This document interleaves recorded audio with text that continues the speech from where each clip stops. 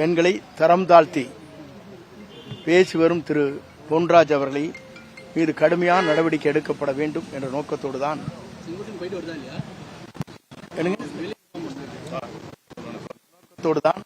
இன்று அவரே நேரடியாக வருகை தந்து இந்த கடிதத்தை இங்கே வழங்கியிருக்கிறார்.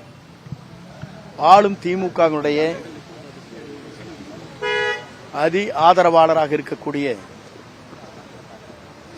அதற்கு செயல்பட்டுக் கொண்டிருக்கிற திரு பொன்ராஜ் அவர்கள் இதுபோன்ற வார்த்தைகளை சொல்லியிருப்பது உண்மையிலேயே தமிழ்நாட்டில் இருக்கிற பெண்கள், தமிழகம் இருக்கும் அம்மா, அக்கா, தங்கைகள் போன்றவர்களுக்கு இந்த வார்த்தைகள் என்பது உங்களை போன்றவர்களுக்கு தெரியும். இது போன்ற வார்த்தைகளை யாருமே உச்சரித்தது கிடையாது. அப்படிப்பட்ட வார்த்தைகளை தமிழ்நாட்டு பெண்கள் இனத்தையே விலை மாதர் என்ற அர்த்தத்தில் பேசியிருப்பது உண்மையிலே வேதனைக்குரிய ஒன்று. இவர் ஏன் இப்படி பேசினார் என்பதற்கு சில காரணங்கள் இருக்கிறது. திமுகவின் பின்னணி இருக்கிறது என்பதுதான் எங்களால் புரிந்து கொள்ள முடிகிறது. இல்லை என்றால் உடனடியாக அரசு இதற்கு நடவடிக்கை மேற்கொண்டிருக்க வேண்டும்.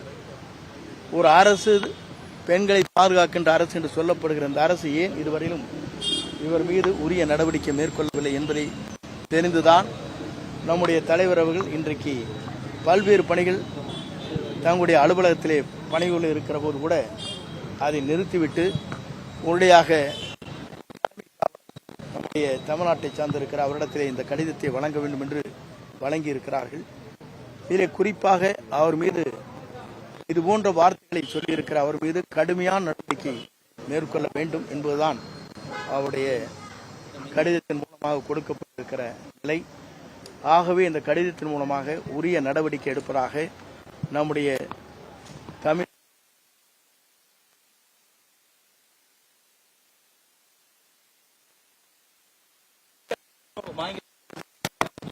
உரிய நடவடிக்கை விரைந்து எடுக்கப்படும் என்றார். தலைவர் என்ன சொன்னார்? இந்த மாதிரி ஒரு பெண்ணை பற்றி இழிவாக பேசிவிட்டு நான் அது பேசியதுதான் என்று சொல்வது என்பது வருந்தத்தக்க ஒன்று மட்டுமல்ல, வேதனை அளிக்கக்கூடிய ஒன்று என்று கூட சொன்னார். அவரே வந்திருக்காரு. எந்த அளவுக்கு இதுல ஃபீல் பண்ணிருக்காரு? இவர் உண்மையிலேயே நம்முடைய கழகத்தை சார்ந்திருக்கிற தாய்மார்களின் சகோதர சகோதரிகள் இது போன்ற வார்த்தையை சொல்லியிருப்பது ஏற்றுக்கொள்ள முடியாது என்ற நிலையிலே தான் அவரே நேரடியாக வந்திருக்கிறார். வேலை நடவடிக்கை எடுக்கலன்னா அடுத்த கட்டமா பொறுத்திருந்து பாருங்கள். அதற்கு பிறகு என்ன செய்வோம் என்பதை நீங்கள் தெரிந்து கொள்வீர்கள். சார், பெரம்பூர்ல பிரச்சாரத்தை நடத்த போறதா சொல்லியிருக்காங்க. நாளைக்கு வேட்பாளர் அறிமுகம் நடக்க போகுது. அதுக்கெல்லாம் எந்த அளவுக்கு தயாராக இருக்குங்க? 234 வேட்பாளர்களும் தயாரா சார்? இல்லை, பொதுவாக இன்று மீண்டும் அவரை நாங்கள் சந்திக்க போகிறோம்.